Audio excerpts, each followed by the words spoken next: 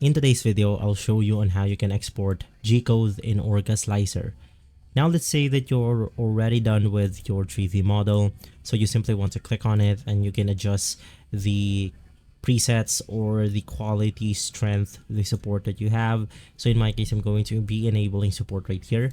But right after, you can just click on the slice plate option, and right beside that, right after slicing or 3D model, the export G-code file will then appear. So in my case, my G-code file is going to be this one. Now normally this will be set to print plate or the print option. In my case, since I don't have any printer set up, the export G-code file will then appear. So you want to click on the drop down menu and then you want to select the export G-code file. Click on it, click on this specific button, and from there you then have to choose where you want to save your G-code to, and you should be good to go.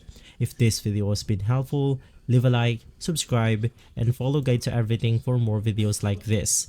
Thanks for watching.